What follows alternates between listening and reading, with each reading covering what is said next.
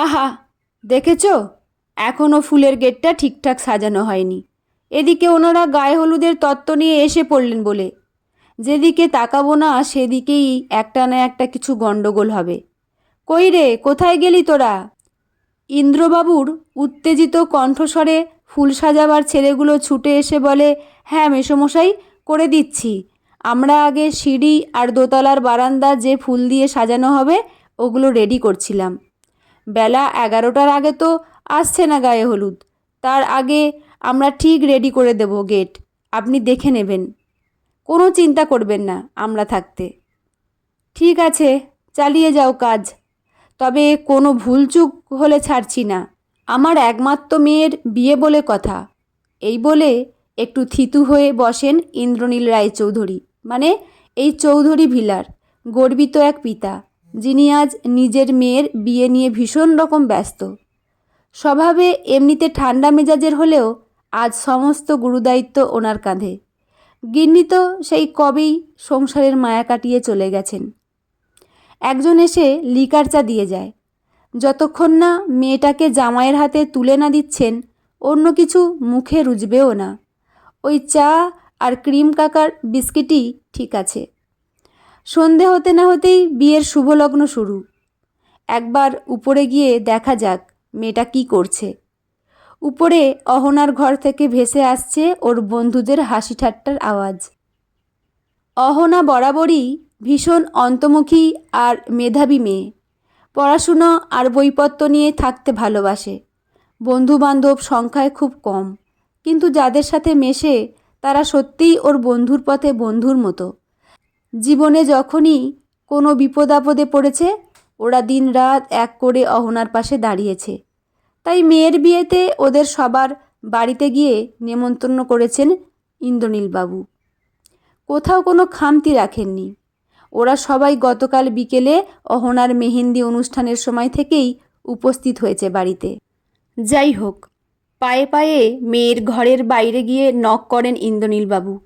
কিরে আরু, ব্যস্ত আছিস? ভিতরে আসবো একবার?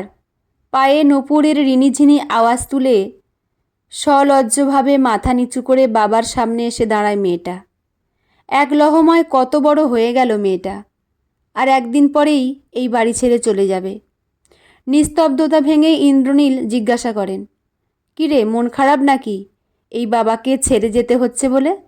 ওরে পাগলি, তুই ভুলে যাচ্ছিস কেন এই বাড়ির দরজা তোর জন্য সবসময় খোলা। যখন মন চায় চলে আসবি। আমিও কি থাকতে পারবো তোকে ছেড়ে? আমিও চলে যাব তোর আর মেঘরাজের কাছে। আমাকে তোর ওখানে থাকতে দিবি তো, যখন আরও বুড়ো হয়ে যাব?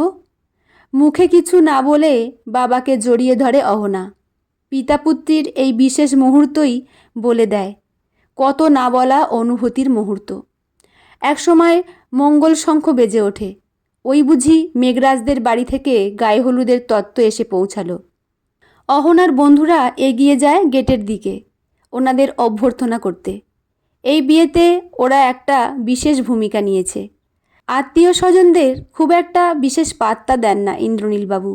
জীবনের বিভিন্ন ক্ষেত্রে তথাকথিত আত্মীয় স্বজনদের সাথে অভিজ্ঞতা খুব সুখকর নয়, তাই অযথা ওদের ডেকে ভিড় বাড়াননি। বেশ ছিমছামভাবে কিছু সহৃদয় ব্যক্তি এবং পাড়ার একটি বৃদ্ধাশ্রমের কিছু একাকী নিঃসঙ্গ লোকজন, যারা একটু লোকজনদের মাঝে জীবনের আনন্দ সব সুখ খুঁজে পান, তারাই এই অনুষ্ঠানের অতিথি। ওই সমস্ত বয়স্ক দাদু দিদাদের অকৃপণ নিঃস্বার্থ আশীর্বাদ অহনার জীবনে এই বিশেষ দিনে চলার পথে পাথেয় হয়ে থাকবে। নানা আচার অনুষ্ঠান হাসি মজার ভিতর দিয়ে কাটে সারাদিন। দেখতে দেখতে উপস্থিত হয় বিয়ের লগ্ন। অহনার আবদার অনুযায়ী জামাই মেঘরাজকে গাড়ি থেকে বরণ করে নামাতে হয় ইন্দ্রনীল বাবুকেই। মেয়েটা বড্ড জেদি, আবদার না মেনে উপায় কি? আস্তে আস্তে বৈদিক মন্ত্রপাঠ করে বিবাহ বাসরে ওদের চার হাত এক করে দেন। অহনাকে আজ রাজেন্দ্রাণীর মতো দেখতে লাগছে। লাল টুকটুকে বেনারসি, গা ভর্তি গয়না, আর সিঁথিতে মেঘরাজের দেয়া সিঁদুর। পরমেশ্বরের উদ্দেশ্যে দুই হাত জোর করে কপালে ঠেকান ইন্দ্রনীল। স্বামী সোহাগিনী হোক ওনার মেয়েটা। বাবা হিসেবে এটাই একমাত্র চাওয়া। অবশ্য মেঘরাজ ছেলেটি ওনার মেয়েটাকে ভালো রাখবে এটা নিজের মন থেকে বুঝতে পেরেই তবেই এগিয়েছিলেন ইন্দ্রনীলবাবু। অহনার জীবনে একটা মানসিক দুঃসময়ে মেঘরাজই সবার আগে ওর পাশে দাঁড়িয়েছিল। সেই দেখে ইন্দ্রনীলবাবু ভরসা খুঁজে পেয়েছিলেন ওর মধ্যে। যাই হোক, বিবাহ সুসম্পন্ন হয়। খাওয়া দাওয়া শেষে বিবাহ বাসরে ঢোকে নবদম্পতি। এখন অনেকটা নিশ্চিত বোধ হচ্ছে ইন্দ্রনীলবাবুর। নিজের ঘর লাগোয়া ঝুল বারান্দায় গিয়ে বেতের চেয়ারে গা এলিয়ে দেন। সারা বাড়ির লন জুড়ে এক অদ্ভুত মায়াবী আলো খেলা করছে। টুকটাক আড্ডা ইয়ার্কির শব্দ ভেসে আসছে আড্ডা বাসর থেকে। ভালো থাকোরা জুটিতে দুটিতে। হালকা হিমেল হাওয়া দিচ্ছে। বারান্দা ছেড়ে ঘরে যান ইন্দ্রনীল। একমাত্র ছেলে রূপ ওরফে রূপমের ছবির সামনে এসে দাঁড়িয়ে দেখেন একটা অদ্ভুত হাসি কাজ করছে ওর ছবিটায়। যেন বলতে চাইছে, তুমি আজ সত্যিই একজন বাবা হয়ে উঠতে পেরেছ। স্বামী হয়ে আমি অজান্তেই অহনার জীবনে যে অন্ধকার নামিয়ে এনেছিলাম, 7 বছর পর তুমি ওর জীবনে আবার সেই আলোর প্রদীপ জ্বেলে দিলে। বর্ডারে শত্রুপক্ষের হামলায় দেশের হয়ে আমি যখন প্রাণ হারিয়েছিলাম, তারপর থেকে ডিপ্রেশনে চলে যাওয়া অহনা আর তোমাকে আগলে রেখেছিল অহনার দীর্ঘদিনের মা। বাপ মা মরা ছেলে ওই মেঘরাজ বসাক। ও জানে জীবনে কাছের মানুষদের হারানোর কষ্ট দুঃখগুলো। যোগ্য মানুষকে নির্বাচন করেছো তুমি পিতা হিসেবে পুত্রীর জন্য।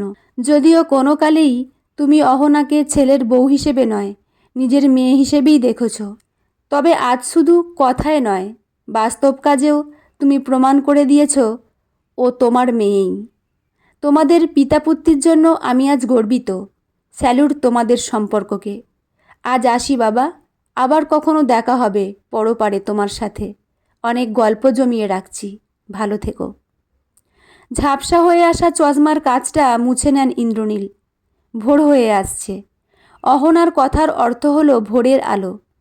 মেয়েটার জীবনে আধার কেটে আলো ফুটেছে। এই দিনের সাক্ষী হওয়া সত্যিই মহা আনন্দের, মহা শান্তির এক পিতা হিসাবে। বৃদ্ধাশ্রমের আবাসিকদের থেকে আসে বিশ্বকবির লেখা সেই গীতি। তোমার অসীমে প্রাণপণ লয়ে যত দূরে আমি ধাই, কোথাও দুঃখ কোথাও মৃত্যু কোথাও বিচ্ছেদ নাই। বন্ধুরা, গল্পটি এখানেই সমাপ্ত। গল্পটি কেমন লাগলো জানাতে ভুলবেন না।